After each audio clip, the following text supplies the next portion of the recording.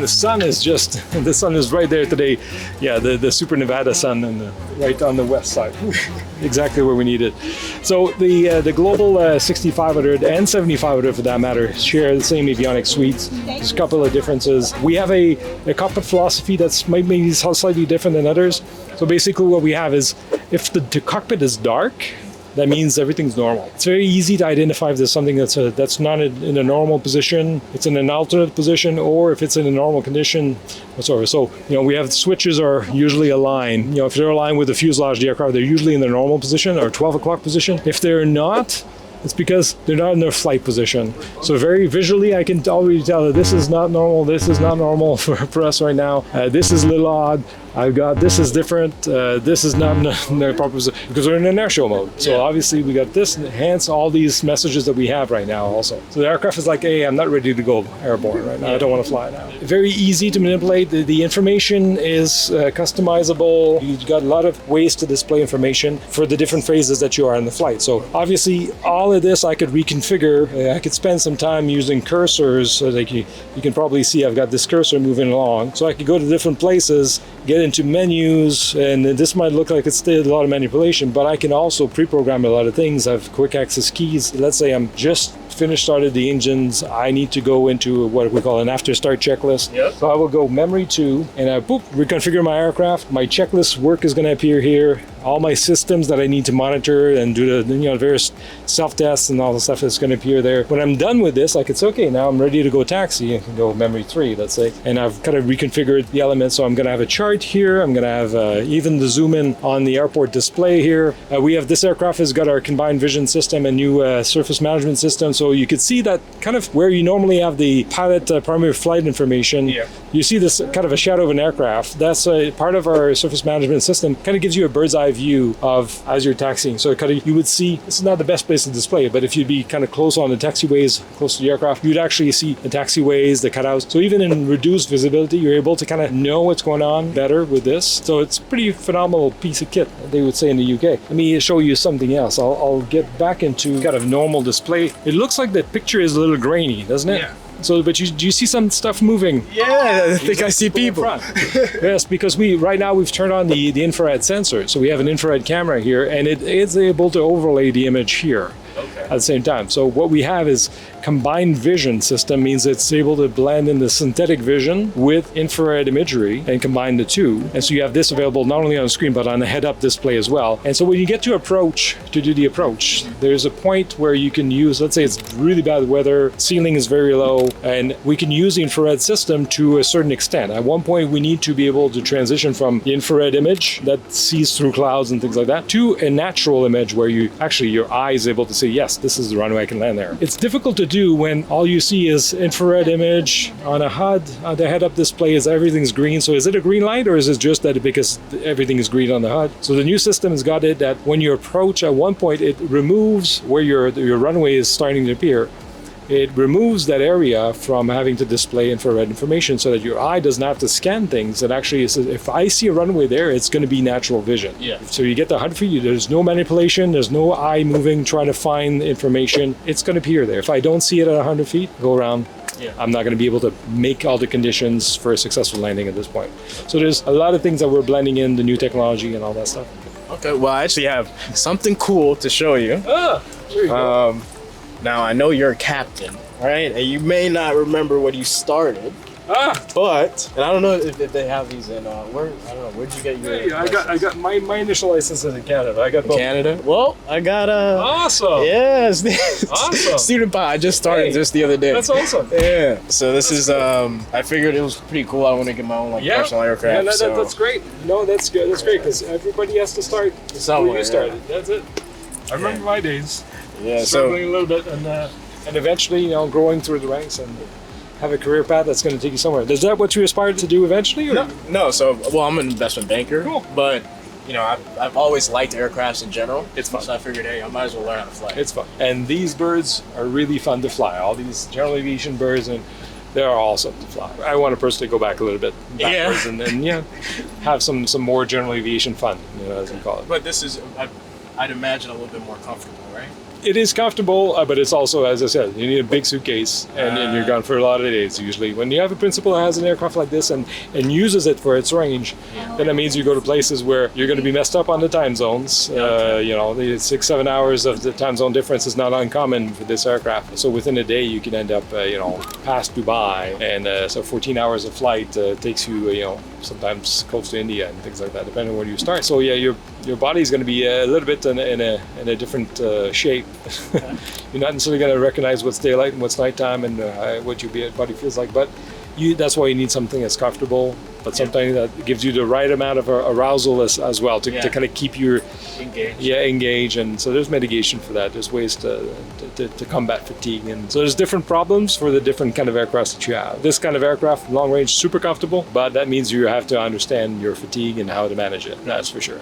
Okay, that makes sense. So what's the big difference between the 6500 and the 7500? So the 7500 is a little bit longer of an aircraft. It's got an extra zone. It's actually a clean sheet design. They're called globals. They share a lot of the same cockpit philosophy and design, but they are a distinct aircraft. The Global 7500 is a clean sheet design. It's got a superb wing, phenomenal wing, but it's a different wing than this one. It's not a regurgitated wing from a prior design. It's really completely new from wingtip to wingtip, and even from the manuals cover to cover. We've changed a couple of philosophies on that. So there's that. The range is quite impressive. So we've done, talking about city pairs, so we've been able to do Sydney, Australia to Detroit. Oh, wow. So that's close to 18 hours of flight. That's about 8,300 miles, nautical miles, that is.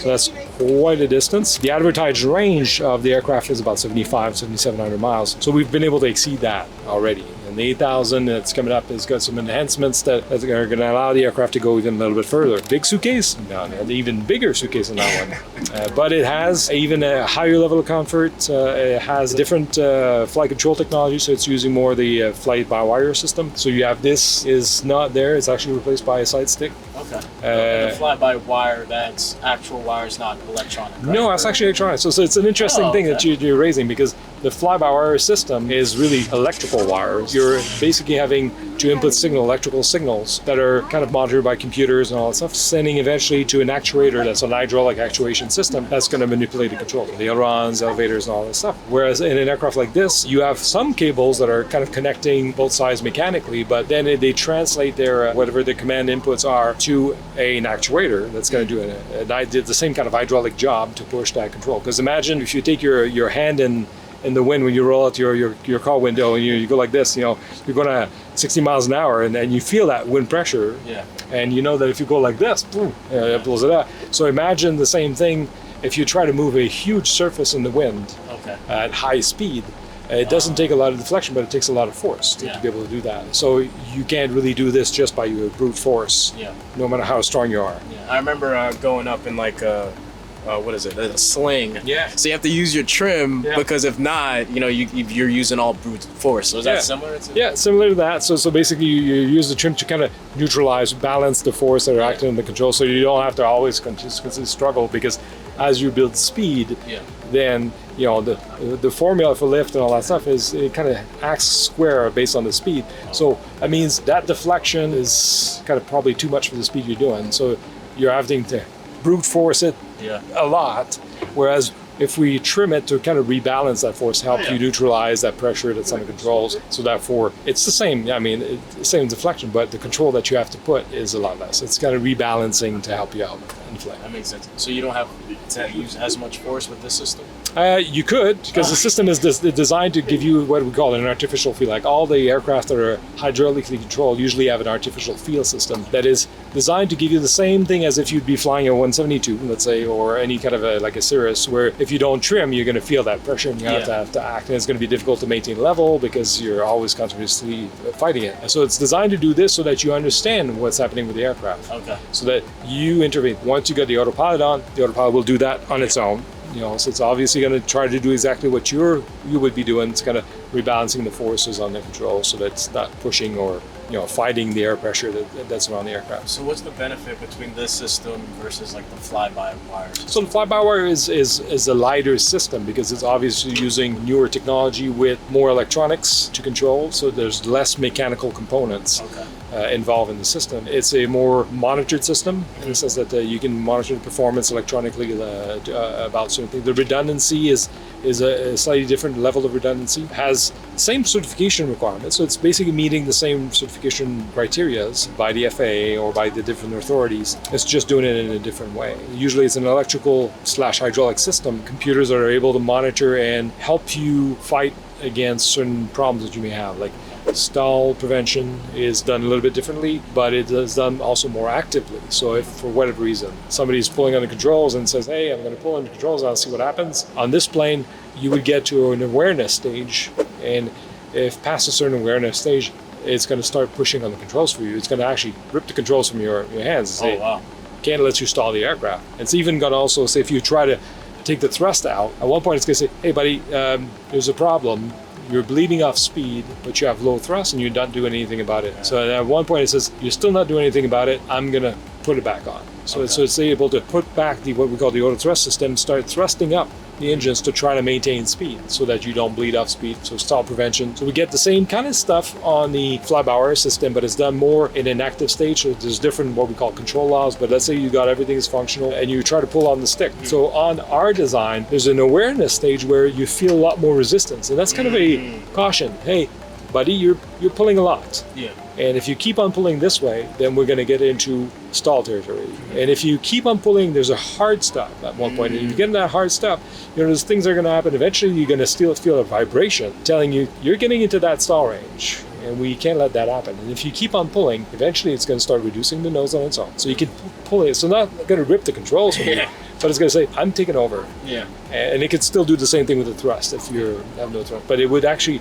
limit what we call the alpha range. So it would limit the angle of attack to prevent the stall. Okay. Even if you're like this, pulling with your feet and all that stuff, it will try to limit that. It's already difficult to stall an aircraft like this. You have to be very deliberate if you're trying to do this, or something really bad happens to the aircraft. And in the other aircraft, it's a different way of doing it, but it's just as difficult, if not more, to try to stall an aircraft, unless you degrade the aircraft significantly to remove some of these protections. But it's trying to do exactly the opposite. It's trying to make sure that you don't get into anywhere close to that, unless you're very deliberately trying to sabotage kind of the safety systems. And I don't think we're going to get there. No, I think so. Okay, that makes sense. Anything else, I guess, cool about this cabin we should know about? I mean, you touched on it? There's probably tons of things, but the sound system's really nice. Oh, really? Yeah, entertainment is good on this. Thank you. I appreciate it. Very welcome.